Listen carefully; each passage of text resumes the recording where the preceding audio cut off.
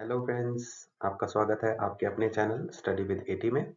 जो लोग चैनल पे नए हैं प्लीज़ चैनल के सब्सक्राइब बटन पे क्लिक करें और अगर वीडियो पसंद आए तो लाइक और कमेंट करें और अपने दोस्तों से भी शेयर करें। इस लर्निंग की जर्नी में आपका स्वागत है। तो आइए बात करते हैं प्रधानमंत्री फसल बीमा योजना के बारे में। इस स्कीम से पहले कौन सी स्कीम चलती थी, इस स्कीम के लाने के पीछे का मकसद, इस स्कीम के कुछ हमारे ऑब्जेक्टिव्स और इसकी कुछ कुछ खास बातें। तो आइए एक एक करके हम प्रधानमंत्री फसल बीमा योजना के बारे में जानते हैं कि उसके उद्देश्य क्या थे, क्या क्यों चीजें आई। तो सबसे पहले हम बात करते हैं पीएमएफबीवाई के बारे में। तो प्रधानमंत्री फसल बीमा योजना खरीफ 2016 सीजन से काम कर रही है। इसके पीछे लाने का जो मकसद था वो ये था कि वो सपोर्ट करे एग्रीकल्चर में जो प्रोडक्शन हो रहा है उसको, लोगों को एक आसान इंश्योरेंस प्रोडक्ट मुहैया कराए और एक ऐसा कॉम्प्रिहेंसिव रिस्क कवर दे किसानों को जिसमें सारे non preventable natural risk cover हों। नॉन प्रिवेंटेबल ऐसे रिस्क होते हैं जिनको प्रिवेंट नहीं किया जा सकता, जो होकर ही रहेंगे। जैसे अर्थक्वेक है, ठीक है, जैसे बारिश है, तो आप क्या बारिश को रोक सकते हो, प्रिवेंट कर सकते हो? नहीं कर सकते। ठीक है, तो इंश्योर किया कि कॉम्प्रिहेंसिव रिस्क कवर हमारे क्रॉप्स फार्मर्स को मिल सके और वो cover non preventable natural risk को कवर करे। ठीक है, कब से कब तक? प्री सोइंग से लेके पोस्ट हार्वेस्ट तक। प्री सोइंग मतलब सोइंग से पहले के को भी समय को भी कवर किया जाता है और हार्वेस्ट के बाद आपने फसल काट के रख दी उसके बाद भी इस योजना के अंतर्गत किसानों को एक इंश्योरेंस जो है मुहैया कराया जाता है। सोचिए, मतलब आपने बीज नहीं बोए, इस चीज से लेके आपने फसल काट ली, ठीक है, उसके बाद तक आपका कवर होता है। कितनी अच्छी स्कीम है ये। देखिए, इसके बारे में अब हम जानते हैं कि ऑब्जेक्टिव क्या रहा था। ऑब्जेक्टिव के बारे में समझते हैं कि क्या था ऑब्जेक्टिव हमारी इस स्कीम का। सबसे पहला था कि प्रधानमंत्री फसल बीमा योजना सपोर्ट करती है सस्टेनेबल प्रोडक्शन को।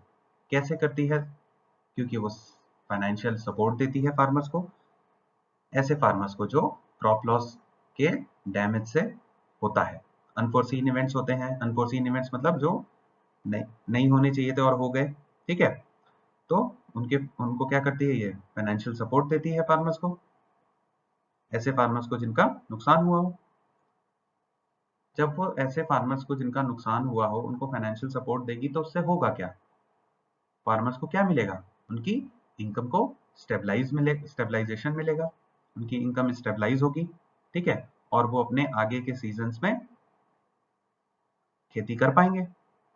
ठीक है, फार्मर्स को एनकरेज करना कि इनोवेटिव और मॉडर्न एग्रीकल्चरल प्रैक्टिसेस यूज करें, सही मात्रा में अपने एनपीके जो फर्टिलाइजर्स है उनका इस्तेमाल करें, ठीक है, कीटनाशकों का इस्तेमाल करें, पेस्टिसाइड्स का इस्तेमाल करें, ठीक है, एनकरेज करना।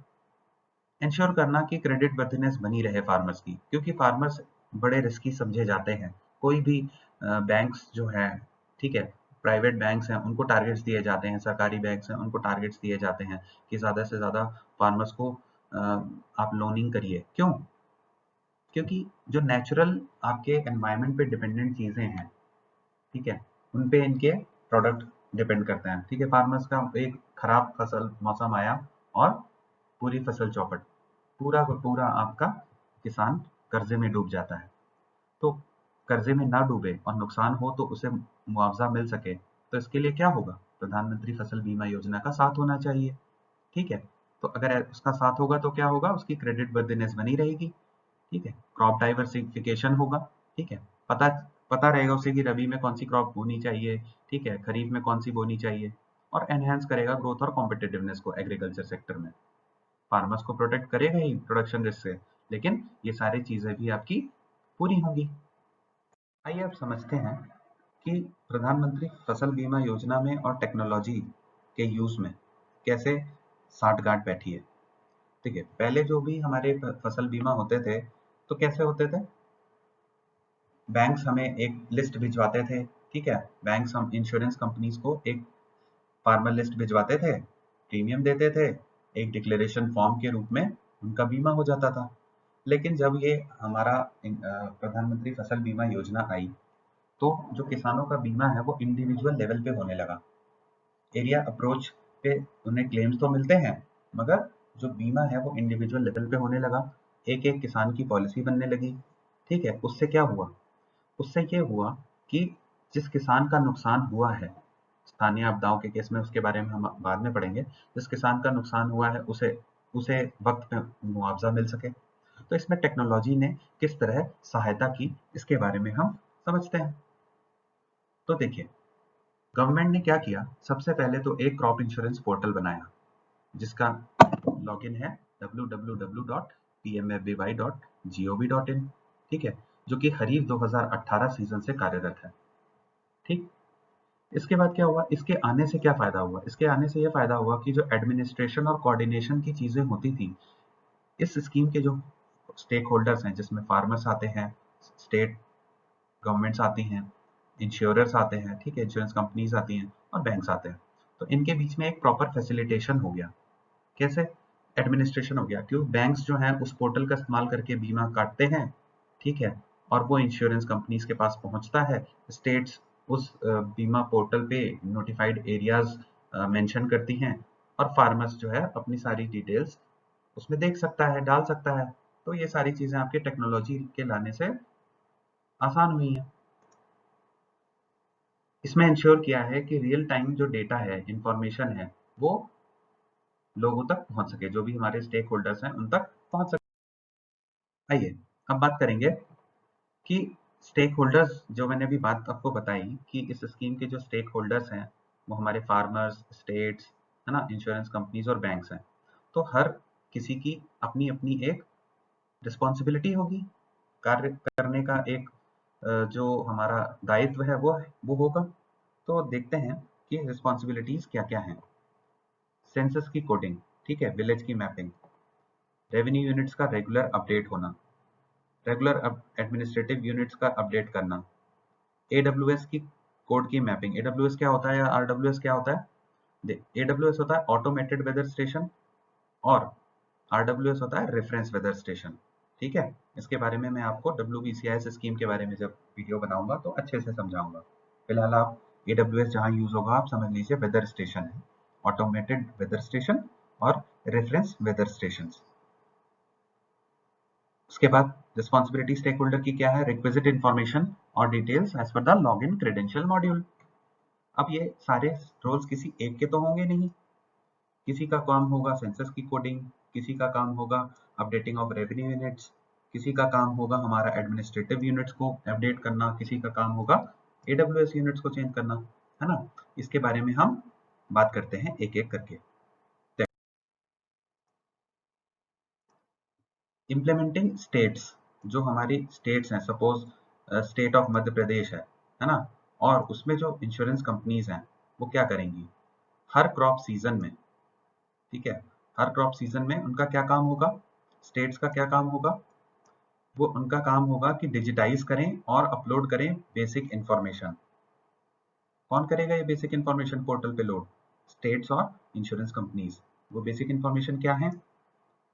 नोटिफाइड एरिया के बारे में डालना जानकारी, क्रॉप्स के बारे में जानकारी डालना, सम इंश्योर्ड के बारे में जानकारी डालना, गवर्नमेंट सब्सिडी कितनी होगी, प्रीमियम कितना जाएगा फार्मर्स के द्वारा, और कौन सी कंपनी किस जगह कार्य करेगी, ठीक है, इंश्योरेंस यूनिट पे। ये सारी चीजें हमारे प्रिस्क्राइब्ड टाइमलाइंस में पोर्टल पर डल जानी चाहिए। ठीक है, इससे होगा क्या फायदा? इससे फायदा ये होगा कि जो फार्मर्स हैं और जो बाकी स्टेक होल्डर्स हैं उनको समय रहते इंफॉर्मेशन हमारे इंटरनेट और एसएमएस के थ्रू मिल जाएगी। और स्टेट गवर्नमेंट और जो इंश्योरेंस कंपनी है उसकी क्या दायित्व है? उसका ये दायित्व है कि अगर कोई गलती, है ना, या एरर हो गई है या कोई चीज छूट गई है डिजिटाइजेशन में, तो कौन रिस्पॉन्सिबल होगा? इंश्योरेंस कंपनी और स्टेट गवर्नमेंट। तो ये चीजों का ध्यान रखना पड़ता है स्टेट गवर्नमेंट और इंश्योरेंस कंपनीज को, ये इनके दायित्व हो गए। इसके बाद हम बात करेंगे कि नोटिफिकेशन में कैसे हमारे डिजिटाइजेशन काम करता है। तो digitisation of basic information notification should be compulsorily done. मतलब बेसिक इंफॉर्मेशन जो हमारी पोर्टल पे डल रही है उसको टेंडर डॉक्यूमेंट्स के, है ना, फ्लोट होने से पहले ही डल जाना चाहिए। इससे पहले कि हमारे L1 और प्रीमियम रेट्स डिसाइड हो या इंश्योरेंस कंपनी डिसाइड हो, है ना, उससे पहले हमारा क्या हो जाना चाहिए, डिजिटाइजेशन हो जाना चाहिए नोटिफिकेशन का। और किस कंपनी को मिलेगा वो एक अलग मैटर है, लेकिन नोटिफिकेशन का डिजिटाइजेशन मतलब mapping of insurance units and etcetera things. ठीक है, देखिए एनसीआईपी ने क्या किया है, और जो हमारा अब एनसीआईपी का काम करने का तरीका है वो ये है कि ऑटो एडमिनिस्टर हो चीजें। ऐसा नहीं हो कि आपका मतलब एक जो फ्लो है वो टूटे, तो फ्लो ना टूटे इसलिए उन्होंने क्या कोशिश की है, उन्होंने ये कोशिश की है कि एनसीआईपी में ज्यादा से ज्यादा जो डेटा है उसको रियल टाइम बेसिस पे प्रोवाइड किया जाए। ठीक है, इंफॉर्मेशन का फ्लो बना रहे, रिपोर्ट्स हम निकाल के देख सकें। आप कोई बैंक का एंट्री करता है तो वो रिपोर्ट निकाल के देख लेता है ना, अगर उसे पता चलता रहता है कि उसकी कितनी एंट्रीज हुई हैं, कोई किसान छूटा है नहीं छूटा है, ये सब किस लिए हो रहा है, जिससे कि हमारा ऑटो एडमिनिस्ट्रेशन हो सके। ठीक है, इंफॉर्मेशन का फ्लो प्रॉपर हो सके, है ना। और स्टेट गवर्नमेंट को अलाउ नहीं है कि वो मतलब कोई अपना सेपरेट पोर्टल चलाए। अगर एनसीआईपी चल रहा है तो स्टेट गवर्नमेंट्स को बिल्कुल अलाउड नहीं है कि वो अपना अलग से कोई पोर्टल चला सकें।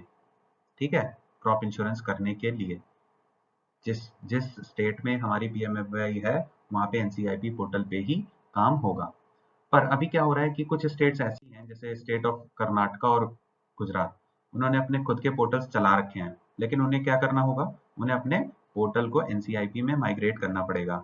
वो उन्होंने अपनी बात कर रखी है कि किस हिसाब से कितने टाइमलाइन में उन्हें करना पड़ेगा, लेकिन जब तक माइग्रेशन एनसीआईपी पे कंप्लीट नहीं हो रहा है, ठीक है, जब तक ये माइग्रेशन एनसीआईपी का कंप्लीट नहीं हो रहा है, तब तक क्या है, गुजरात और कर्नाटका को इंश्योर करना है कि एनसीआईपी को वो अपना डेटा ट्रांसफर करते रहें।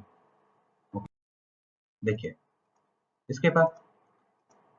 इसके बाद ये है कि इंश्योरेंस कंपनीज को भी अलाउड नहीं है। देखिए स्टेट्स को तो अलाउड है नहीं कि कोई अलग पोर्टल बना सको, तो इंश्योरेंस कंपनी को क्यों अलाउड होगा, इंश्योरेंस कंपनीज को भी अलाउड नहीं है कि वो अपना कोई अलग से पोर्टल, वेब यूटिलिटी या कोई और प्रोफार्मा करें जिसमें वो फार्मर की डिटेल को कलेक्ट कर सकें।